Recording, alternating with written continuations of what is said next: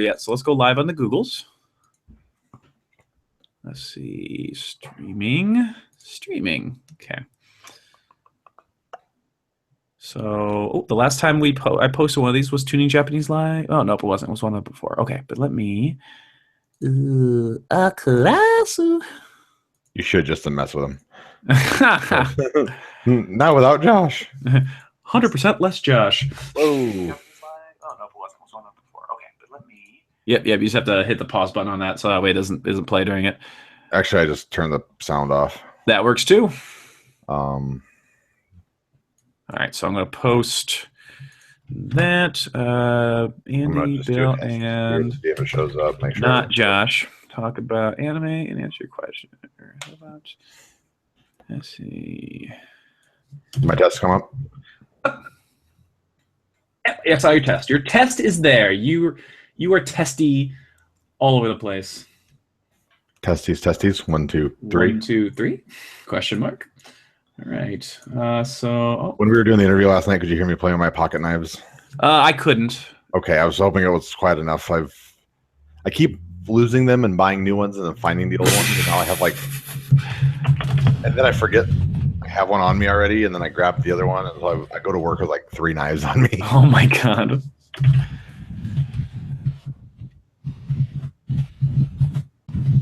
And since I can't play with Transformers while we record anymore, yeah, you're not allowed to do that. I'm filling with something, so. Test equals test in German. Look at that. The more you know. Hey, another word I know. There you go. You know words. Faze followed us, and I don't think it's in the chat anymore. Oh, sadness. That's okay. I basically know the German restaurant that I go to. I can order stuff there and what it means. That's basically it. Yeah. All right, so I'm going to post this on the website or on the Facebook again real quick. Fachibook.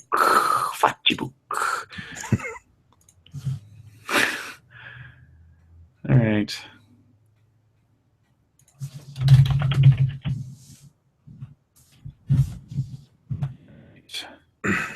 That.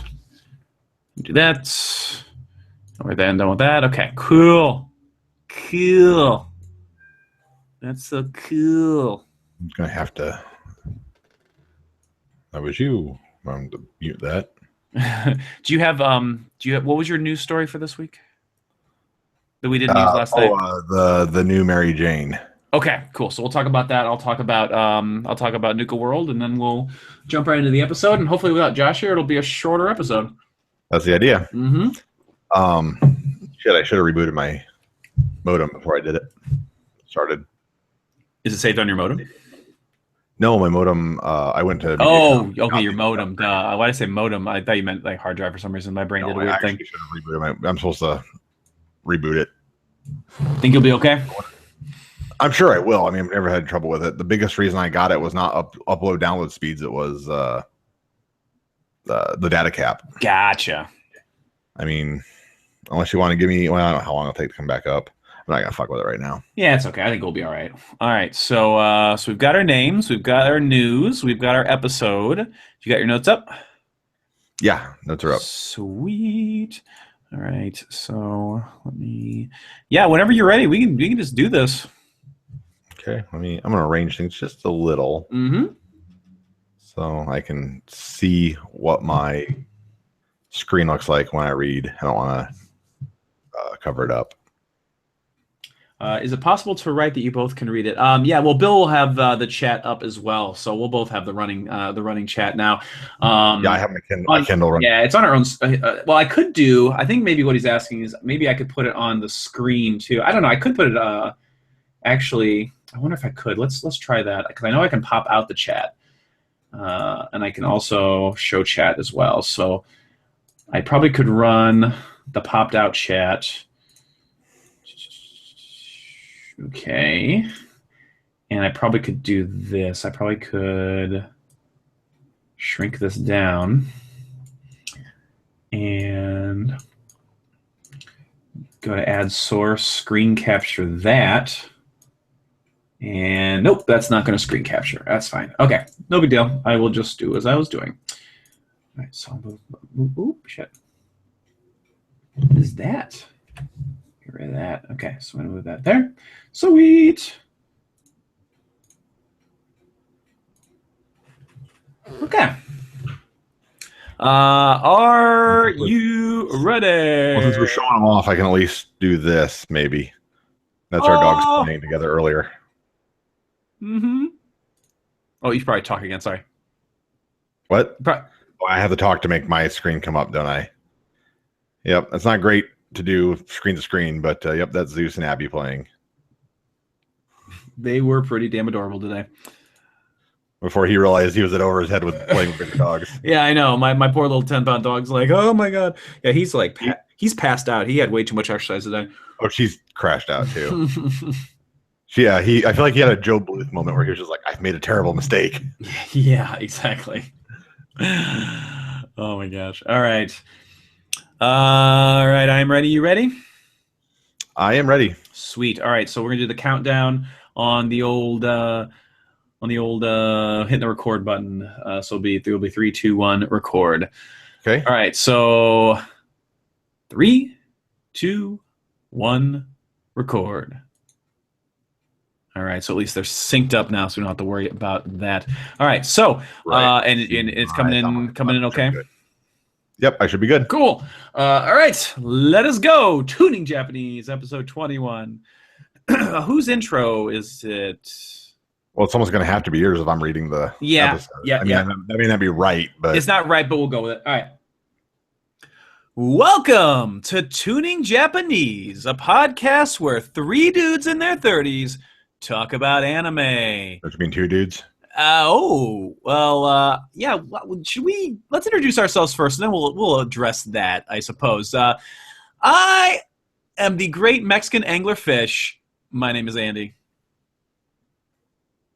And I am the...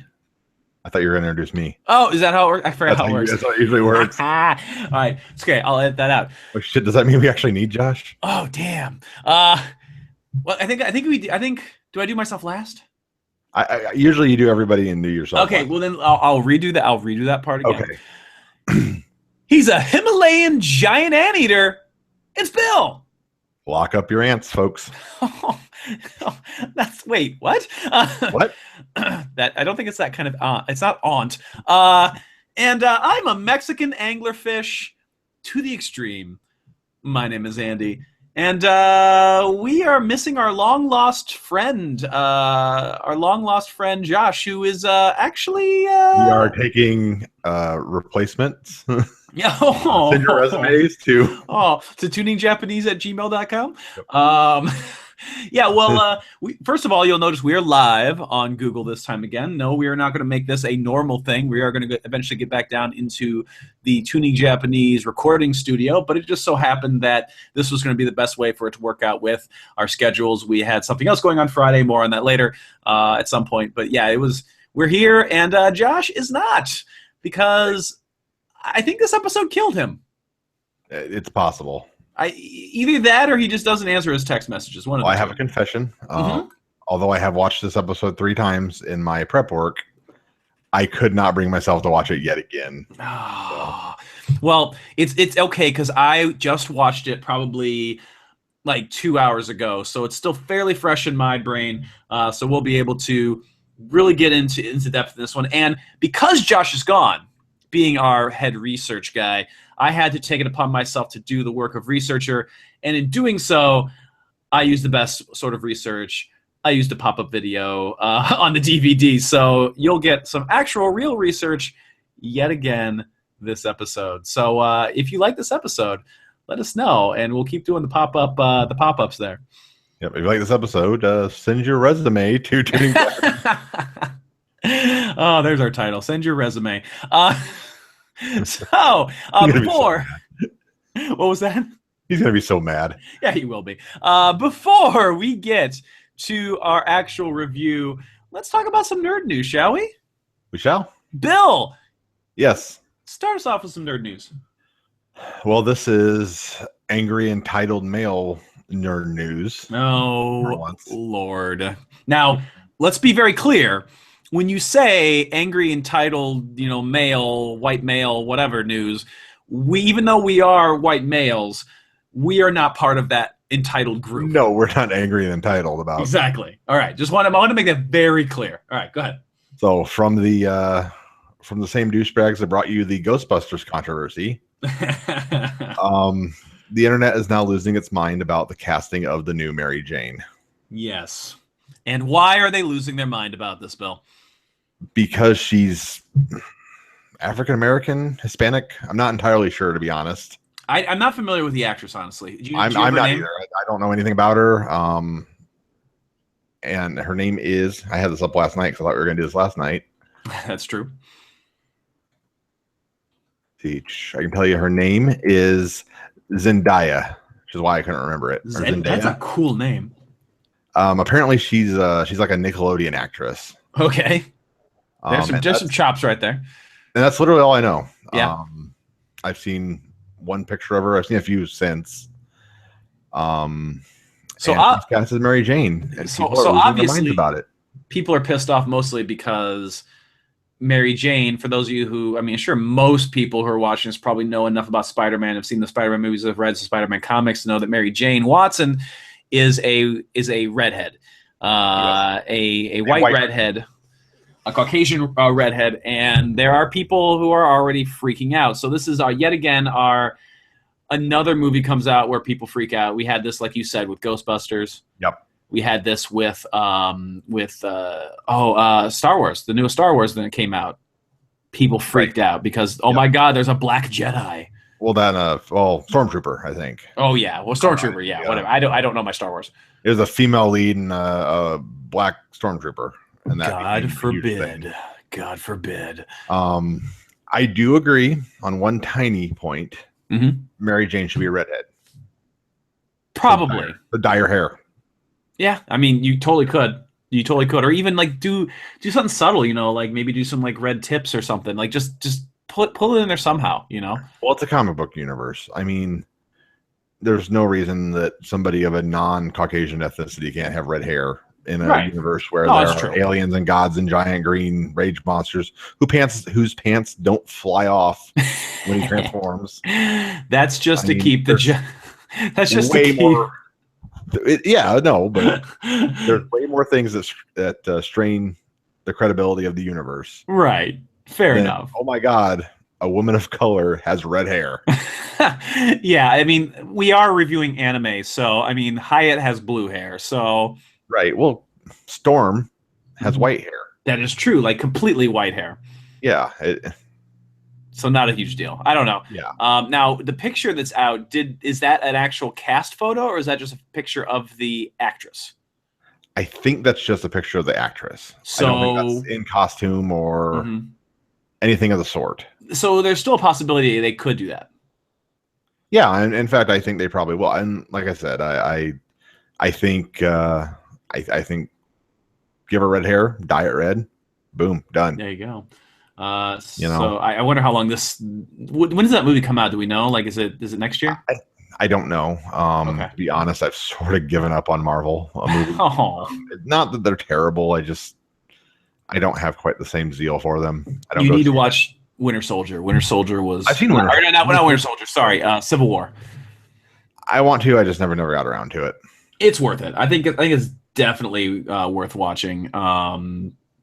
We definitely want to check that out. I think that was one of the better movies they've done in a long while. So, well, and it's not that I won't watch them. It's just I haven't got around to going to the theater and making the whole thing out of it. Right. So definitely we'll see what happens with that and how it'll end up with this new actress playing Mary Jane, and we'll see how long the butthurt white entitled masses will go along with that. Oh, it will. Forever. Yeah, unfortunately. Vote Donald Trump. My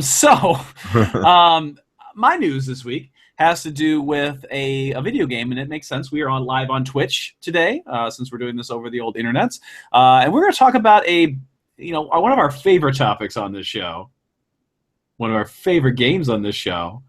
And no, I'm not talking about Overwatch. I'm talking about Fallout 4. And Fallout 4 is going to have a brand new DLC, I believe their final DLC. That's what's being said. I mean, there's a few people going, well, maybe it's not the end, but I think they're just hoping that it's not the end. Right, that they're going to put some more stuff out.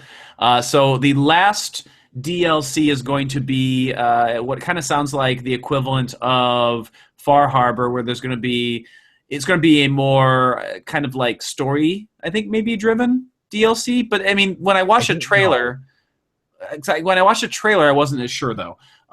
So the latest trailer dropped on August 15th.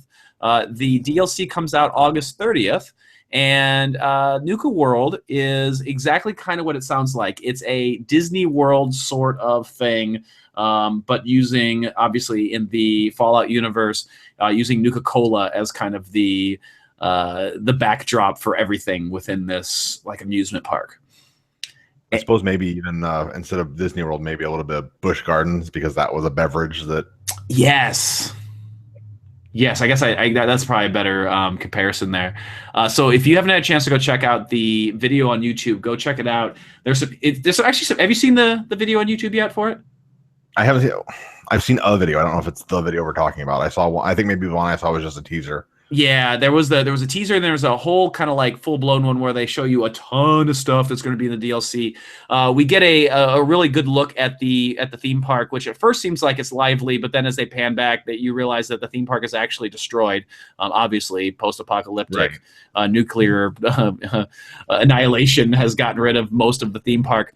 But they then go to show some scenes where some of the rides are working. I'm assuming they're going to give you stuff so you can build rides.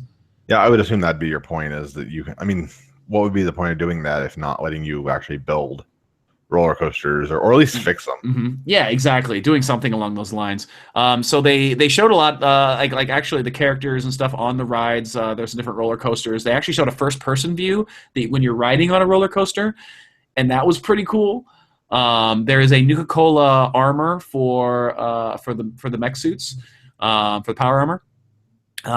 There was like a Wild West shooting gallery. The weirdest thing that I saw is there actually were more aliens. There were a bunch of aliens with blasters. Huh. So they're apparently going back to that storyline, about, there's a lot of fan theory and storyline about like aliens. Obviously there is an alien in the game that you get the alien blaster from, but there were a couple of them shooting more alien blasters in the trailer. So that was kind of interesting. So new alien blaster ammo, or more alien blaster ammo. Yeah, which would be good. Right. They showed a bunch. They I think they added some different other bad guys. Like there were some different bugs that looked like kind of a little bit smaller and more like a swarm. So that was kind of interesting because adding they have added core bad guys to fight, like when they added the what was the first DLC, the robot one, right? What was the name of that one? The crap. Oh shoot, Automatron. Automatron, thank you. Yeah, they added the Dust Devils. And all the robots. Rust Devils, not Dust Devils. Yes. Yeah, that's a vacuum. Rust Devils and all the different robots. They looks like there's actually gonna be quite a bit added, and I know that they actually had a scene in the trailer where they showed Red Rocket and something like surrounding it, so there must be new building material too. Oh, cool. Well, I mean, there are multiple Red Rockets in the game, not just the one you use here. True. That is true. So maybe there'll be another Red Rocket you can actually build around or something. And I think the other part of it is you're supposed to be able to actually command gangs of raiders. Oh, really? That was what I heard. The one of the big draws is you can build your own gang. That's interesting. That's kind of cool. I kind of like that. So I'm looking forward to that DLC. I think my pocketbook is tired of paying for DLC, but overall, I'm definitely looking forward to that, especially because No Man's Sky did not grip me as much as I thought it would. So I'm going to probably be falling back to Fallout as my game to play. That's why I got the season pass, because I figured I know. I completely dropped the ball on that. So yeah, that comes out August 30th. Definitely check that out. It will be, I think, a ton of fun, especially if you are a fan of Fallout. If you are a red dude, you definitely should check that out. I just downloaded Vault Tech today and started it. So Nice. I've taken a long break from playing Fallout. So Time to I was get back playing on it. around with. Well, yeah, exactly. I finished the game, and so that took all my drive away. I started a second character, a melee character, and played it a little bit. But yeah, I never got around to actually getting Vault Tech started. Vault-Tec has my favorite character in the entire Fallout 4 game. The Overseer Gould.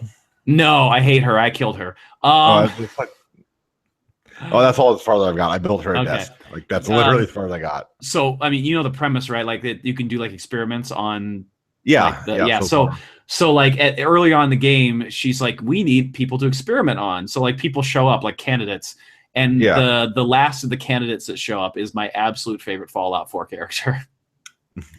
He's so great. I love him. I love everything about him. He's so amazing. Oh, I'm looking forward to meeting him. Yeah, I believe it's been a little bit since I played in the vault, but I believe his name was Clem, and Clem is amazing. Clem was the name of that jackal dude in our in my D&D game. Yes, he was. Yeah. Yeah, I think I think this one's like it's just CLEM. I really need to work on my Fallout tabletop, which I'm running tomorrow. I should probably work on that after we finish this. Derek Crotcher on the side on Twitch says, "Have you seen Suicide Squad?" Yes, I have seen Suicide Squad, and I was completely unimpressed. I don't even know. Did we talk about? I don't think we talked about that on mic at all. I don't think so. Yeah, so I don't know, Bill. I'm sure you haven't seen it. I haven't seen it. No. It was not good. And I've heard, my wife was excited about seeing it, but now that we've heard it's pretty much crap, I haven't bothered. Yeah, I did not like it, and I know a lot of people who did like it a lot, but I went in with expectations of like, okay, this is going to be gritty and dark, and I think I was one of the only ones going in really who was like, of like maybe the people like in our circle that was like, I think this could be like the best Joker, and like not immediately hating the look of the Joker and but then I watched and I'm like, I fucking hate this Joker. This Joker is so bad. I have to admit, I'm not crazy about the millennial Joker. Mm-hmm. But I was going to give it a fair shake. I know people threw a fit about Heath Ledger, and look at how that turned out. Right. He was fantastic. Exactly. He was everything you want the Joker to be. And so I didn't, again, I'm not doing the angry entitled nerd rant, but I was not super optimistic about it. And you were right to not be, because it was just, for me personally at least, I did not like it. I thought that it tried to be very funny, and it relied heavily on one-liners, and most of those one-liners fell flat to me.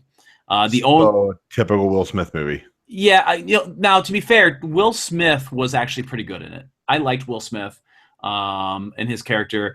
It was your typical Will Smith character, but I liked him in this, and I really liked Harley Quinn, and that's about it. Right. So yeah, that was Suicide Squad. Derek Croucher says, "Don't compare the Joker with Heath Ledger." I assume you mean that Joker, because I think Heath Ledger's Joker was fantastic. So I good. I agree that Heath Ledger's Joker was fantastic. Oh, so good. So good. One of the few incarnations that I truly could be horrified and giggling at the same time. Yeah, exactly. Totally agree. All right. Any more nerd news, or should we just move on? I think we can move on. All right. So episode 21 of Excel Saga and episode 21 of Tuning Japanese will be about visually appealing type. Now, I want to preface this. This is number one. This is Bill's week to do our review, as we mentioned earlier. Yep. Number two, I want to say it's probably good that we only have two of us, because I feel like, while yes, I have some interesting things to talk about now that I know a little bit more about some of the things they're referencing, this episode is not great. We want to just freight train our way through it, and yeah.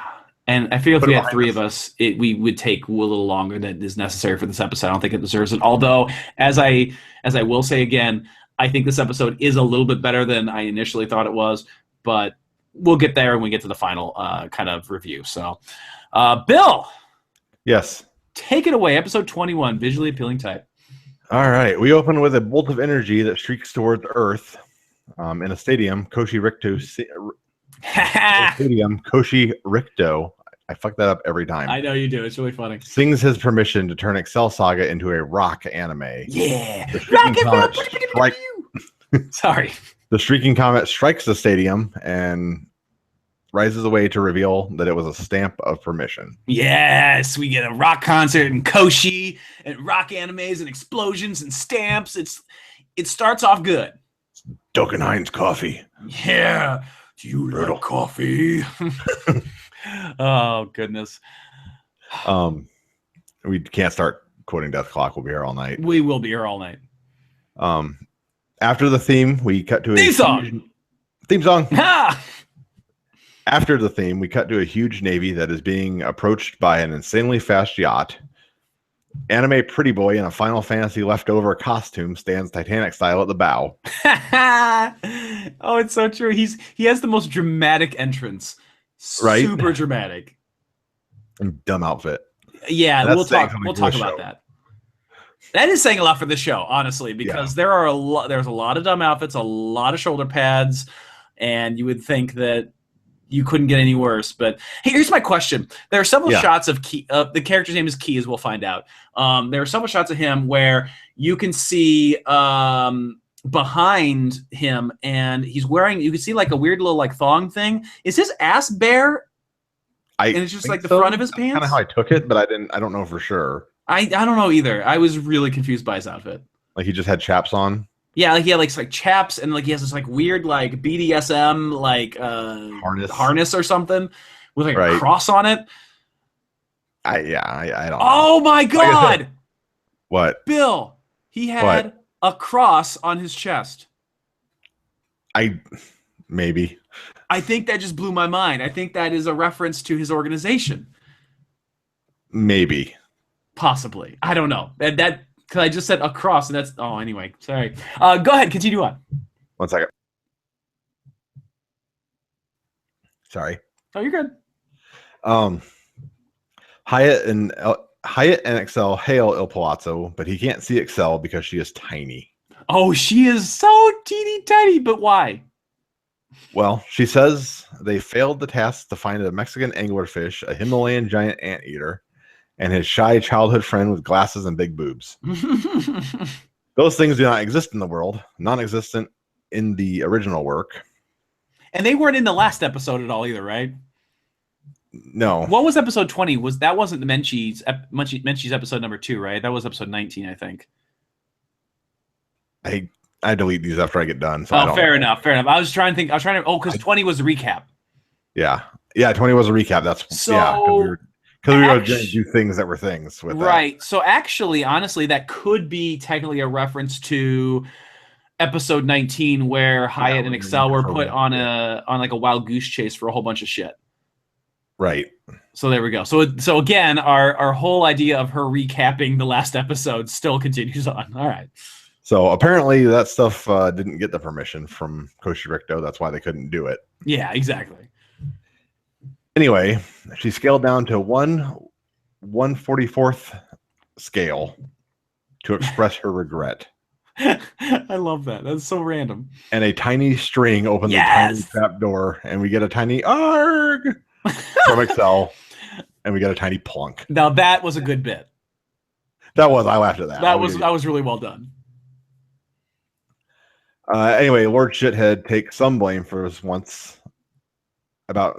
Lord Shithead takes some blame for once about his bad plans. Excel will have none of it.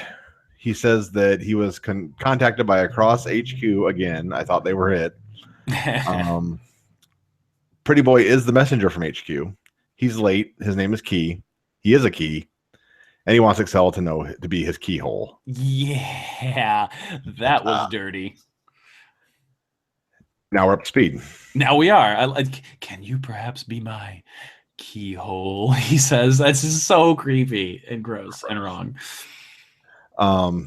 Excel nosebleeds Excel nosebleeds steam, and El Palazzo gets all pissy and thinks about killing Key. I love his like inner monologue, like Il Palazzo. Like, okay, I'm saying love a lot, so like I feel like there are parts of this episode that I really do enjoy. But like that whole inner monologue when he just starts going off. He's like, oh, I just want to kill him. I'm going to murder him. Like, I just want to destroy him and murder him right now. And it's so great. He's so jealous of Key. Well, he finally has enough of this crap and demands the message. Key prepares his microphone and guitar, playing a solo and starting a song, and then he doesn't feel like playing it. Yeah. Now here's my first bit of research. Okay. So Key is actually an interesting named character. The whole idea of him and his singing and his like kind of visual look actually comes from taking a jab at a style of music in Japan called visual type or visual kei. So it's I think it's KEI, and it probably is pronounced something similar to key. So because of that, they name the character Key, and that's where we get the idea of visually appealing type. Because that is actually a reference to the music, the Japanese style of music. Now, the Japanese style of music of key or visual key it started, I believe, in the 80s, maybe the late 80s, and it's kind of similar to like our glam rock. All right, okay. Where the performers are all usually pretty androgynous. They use lots of makeup. Their outfits are really outlandish and crazy. And so Japanese Dee Snider. Yes, or Motley Crue or something. So what happened with that though, and actually what is actually kind of clever about this is that style kind of obviously fell out over time.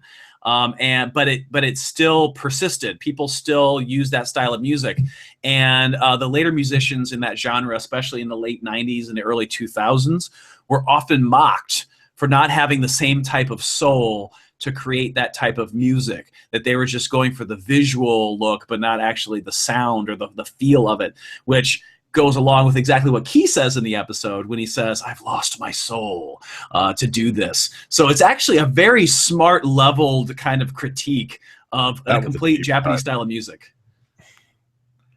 So he does say that he can't do it because his heart is bound by a chain made of roses. I don't know if that was a reference to a song or... That might be, honestly. That might be a reference to an actual Japanese song. So the boss orders the girls to stay with Key until he feels like he can sing, and they're okay with this. They are. They definitely are. Sploosh. This works out since their part-time job this episode is at a club. Hyatt points out that the outfits are boobtastic. Yes. Do you know what those outfits are? Boobtastic? They are. Hyatt does say that, but they actually are representations of a famous chain restaurant in Hawaii and Japan called Anna Miller's. Okay. And apparently it's a restaurant they're really well known for their breakfast food and then like their desserts like pie. So it's kind of like a Japanese fooders? Yeah, or maybe like a Village Inn or what's the equivalent of Village Inn? Baker Square. Yeah, Bob Evans, those kind of things like that. It's kind of like one of those. It's a down home kind of like you can, and all the waitresses wear outfits like that. Usually different, like they have different colors depending upon where they are, but they have like that kind of cutoff thing where the breasts are like really shown there. So Boob Evans down on the farm. Yes. Okay, fair enough. Boob Evans. Excel says she's just drawing attention to herself. But it's okay because that is the idea of these dresses. Key gets on stage and hears a group of bird punks arguing that the vocalist Pokey is gone and never fit in anyway. Really? Is it Pokey? The vocalist that's not there is Pokey. Oh, that's fit. For those who are, well, I mean, no one would know. We have a friend that we call Pokey, and that's just funny to me. That's really funny. Yeah, no, I giggled. That is awesome. Yeah, I'll have to show him this episode. Exactly. These bird things are fucking weird, by the way. Like they're scrawny, gangly, and I'm guessing they're British by their accents. Right. I assume like they're like British rockers. And they have these like ridiculously large bird wings, and they have these ridiculous beaks that are like you can see the strings that are wrapped around their ears. Yeah, they're the Mohawk brothers. Yes, so weird. Yeah, because they all have mohawks too. It's weird. Yeah, well, they have Mohawks and they're Mohawks, so birds. Ha! I didn't get that. That's a good pun. You didn't really? No, I didn't catch that. I don't know why I Oh didn't yeah, catch that. of course the Mohawks make them look more like cockatoos, but whatever. Yeah, well, you know, whatever. Anyway, they're upset that the recording executive will be here tonight, and that's a really tight spot for them not having a vocalist. Key comes in and tells them that he's a vocalist, and then hours later, the girls realize they lost Key just as he gets on stage. Well, that's convenient at least. That's convenient. Yeah. Key starts to sing bullshit really quickly, and the Mohawks all transform from the chicken outfits into 80s rocker types. Okay, now it is nonsense, but it's not, because this is actually another bit of research that I found the most interesting thing about the entire episode. The actual song that he's singing is actually a series of tongue twisters in Japan.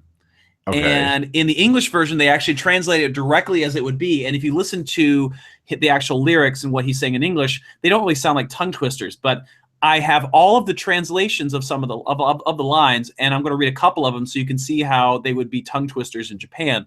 And and tongue twisters, I guess, in Japan are meant to be said a whole bunch of times in a row, kind of like tongue twisters here. But that's really the focus. And sometimes they'd be really short, and you're supposed to just say them really fast over and over and over again. So like the first line that in English is, "The guy next door is a guest that eats a lot of persimmons." Huh. And that apparently is a Japanese tongue twister that translates to "Toari no kayaku wa yoku kaki o ku kayaku da." So there's a lot of K sounds and a lot of Y and U sounds.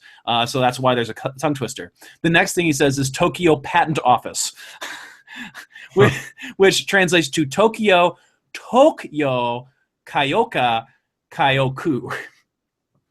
So like all four words basically are the exact same. And I'll read some of these other ones just real quick, just because they're really weird. There are two chickens in the yard, which is Niwa ni Niwa Niwatori ga Iru. The monk skillfully drew a painting of a monk on a folding screen. Bozu ga Jozu ni Boyabu ni Boyuzu no Io Kaita. And then another one, raw wheat. That's where he says something about Bazooka Joe. Probably did. Raw wheat, raw rice, raw eggs, which is Namamugi, Namagomi, Naga, Tamago. He also then says red rolled paper, blue rolled paper, yellow rolled paper, which is Aka Makigami, Ao Makigami, Ki Makigami. And the last one in the song is red pajamas, brown pajamas, blue pajamas, or Aka pajama, cha pajama, ao pajama. Because pajama apparently doesn't have a translation. Okay. So there you go. That is what the fuck he was saying and what the hell was going on. Well, it's good he said it because the crowd loves it. They fucking love their tongue twisters. Encore. Yes. But he blames the rock goddess and leaves. Such bullshit. I don't know what's going on. He needs to leave Sharon Dennett all alone. But I got Crush. I know you do.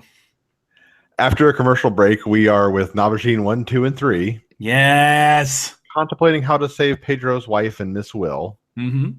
Nabashin says that he never thought that man would be so strong, but gives Pedro a place to go train up to his full potential.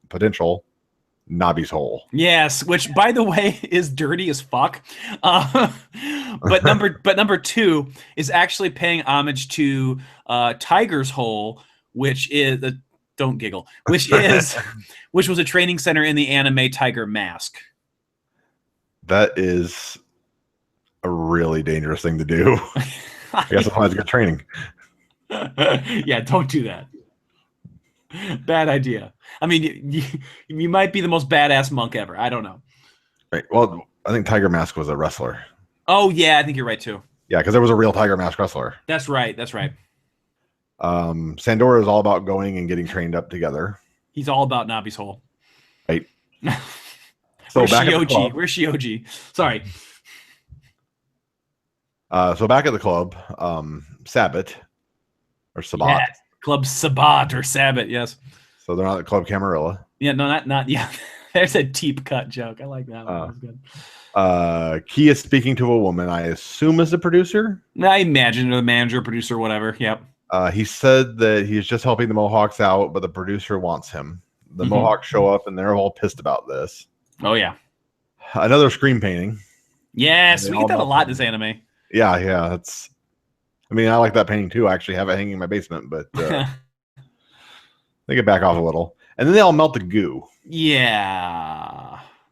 That was weird. Hyatt and Excel show up and take Key away. The producers try to talk him into staying with her and invites him to a rock festival tomorrow.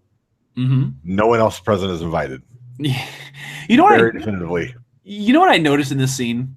That Key has nipples. Like they actually animated his nipples, which is kind of uncommon for a lot of anime characters. Unless you're watching dirty anime. Right.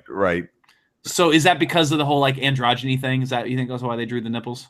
I think maybe that he's supposed to be so, again, visually appealing, so far out, such a eccentric look that, maybe the Japanese David Bowie's, expose their nipples, and that's just a thing that they do. I don't know. That's interesting. Spitballing. No, that's an interesting idea. It's counterculture and would be shocking to that culture. So right, definitely. We cut to Watanabe at home, waiting like a fucking creeper for Hyatt to return so he can invite her to dinner using coupons he got from work. He's a real class act. I love that Watanabe has a scene. I miss Watanabe so much. Hyatt appreciates the offer, but she has a guest, Key, tonight and heading to the apartment with him and Excel. Her exact quote was, "I have a gentleman sleeping with us tonight," which he freaks the fuck out. And Iwata and Sumiyoshi bust his balls. They do. Poor Watanabe. Watanabe just wants love with Miss Ayasugi, and they make sure he thinks there's a menage a boing going on next door. Oh, it's so terrible. Key doesn't want anything to eat. His soul and body are starving. I feel like we should have Josh on for this just so he could read the lines of like Key. Oh my god, he would be perfect for Key. Gothy. Yes. My soul and body are starving. Excel strings up a curtain. Disappointed. All they want to do is sleep. They, both of them. So they turn in and Excel realizes she's sleeping next to a corpse when the spotlight hits. Silhouetting Key. Okay, I know I said I hated this episode, but I'm laughing a lot at this. I love this next scene. Yeah, we get an awful suggestive shadow of a head of a guitar. Excel gets all bothered watching him play and praised Il Palazzo. Oh my god, it's the spotlight. I mean, just the entire scene of him playing the guitar, and it just looks like a massive dong, and he's just rubbing up and down on the guitar strings, and it is so fucking funny. And like, there's a scene where like he's spitting on it on the guitar head. It was just, oh my god, it was just so weird. And then we get the yaoi bit, right?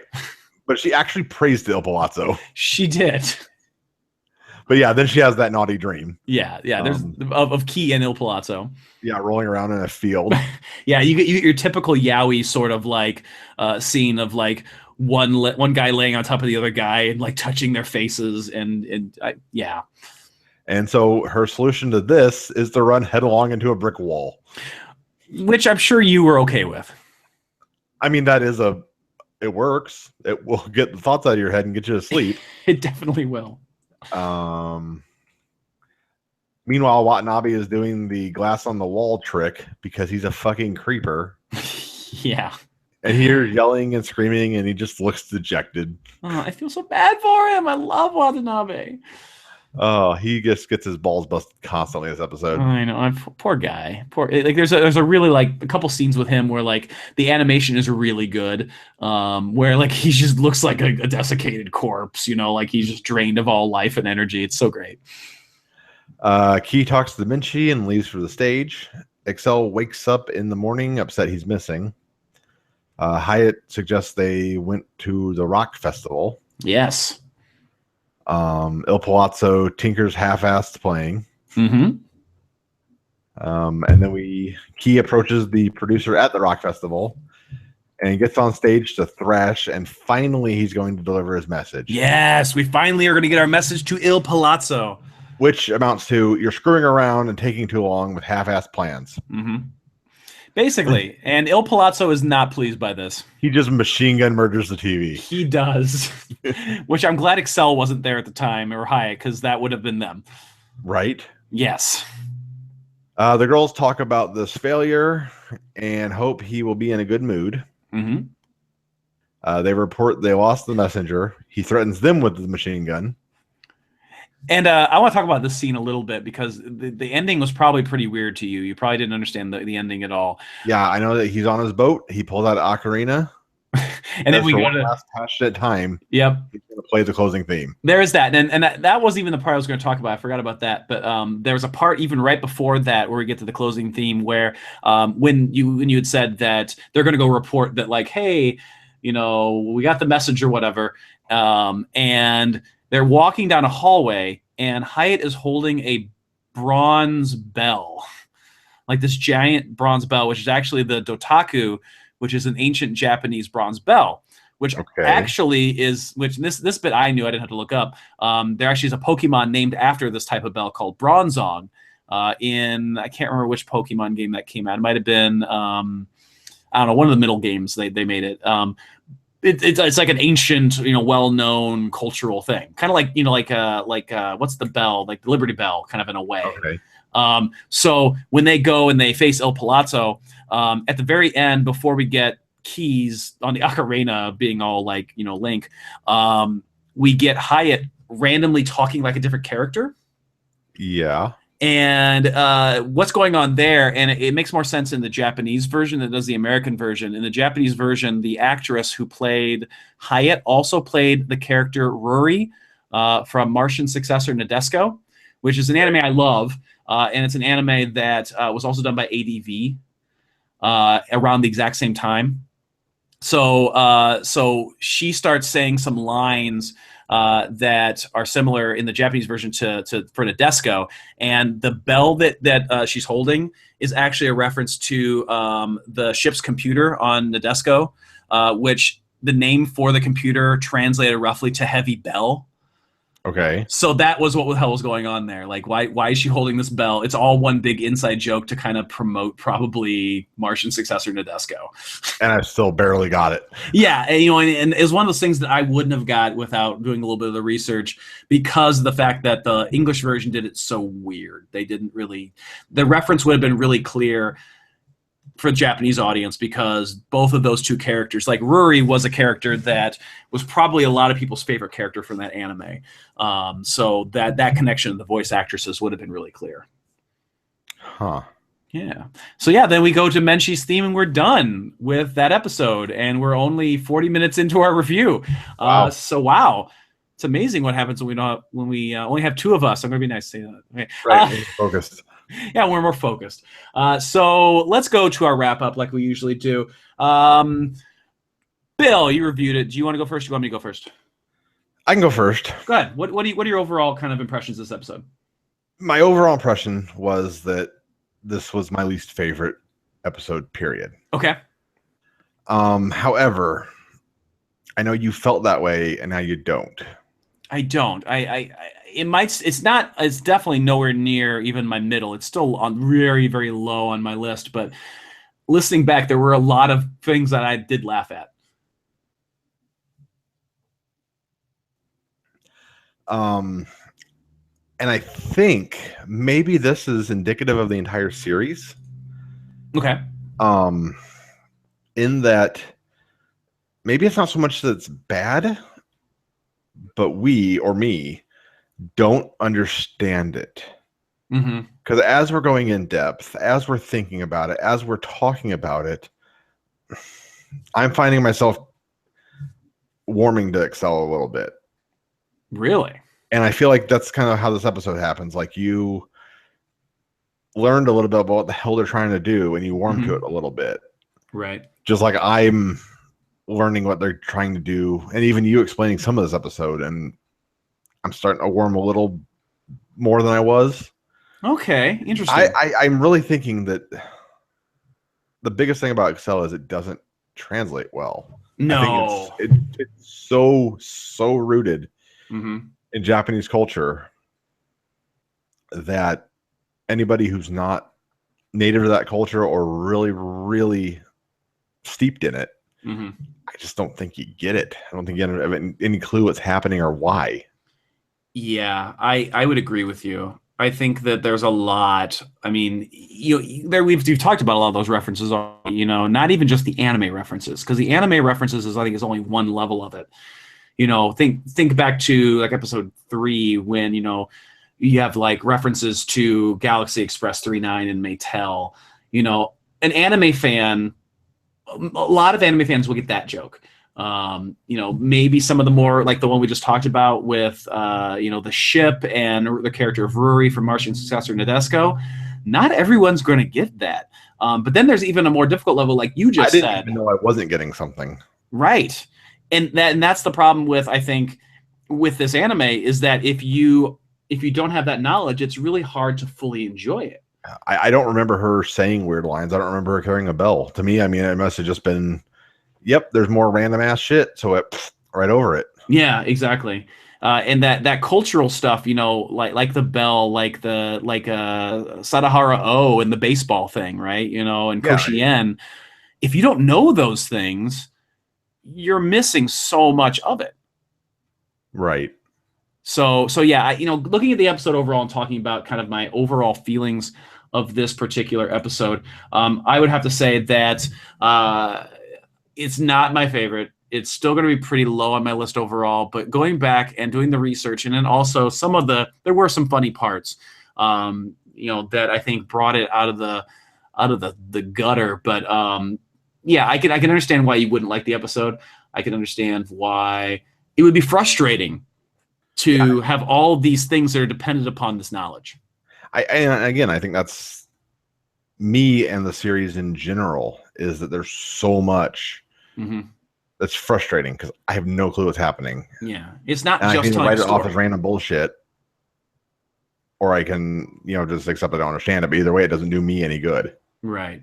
It's not like a Trigun, a Cowboy Bebop, any of those like really iconic, Where they have their own mythology. yes, they have their own mythology, Dragon Ball Z, stuff like that, where like it's all based on what they built and Right. not reliant upon an entire culture. Not to get too deep into the role playing thing, but it's Trigun or Bebop would be like playing Exalted, Mm-hmm. where they built their own mythology that is not based on anything. Mm-hmm. Whereas Excel is so based in Japanese culture, it'd be like trying to play like a modern day World of Darkness vampire game Right. if you weren't part of Middle America. Yeah, I mean, well, even like something like Legend of the Five Rings that is heavily reliant upon the culture of Japan. Oh, it's not supposed to be Japan, but it is. Yeah, but at least that's fantasy Japan. You kind of can learn some of the changes. But I'm saying, like, if you took somebody who, grew up, let's just say you took somebody out of a one of the lost cultures in South America still, Mm-hmm. and they learned enough English to be able to play a role playing game, trying to have them play politics and power in a modern New York City, Right. you just don't understand it. Yeah. That's a little bit of an extreme case, but No, but it makes sense. that's what I'm trying to get at. Is it's just I have no idea what's happening because I don't have any Mm-hmm. Swiss. I don't have an understanding of Japanese culture Right. aside from I like sushi. I mean, that's like literally all I have. Yeah.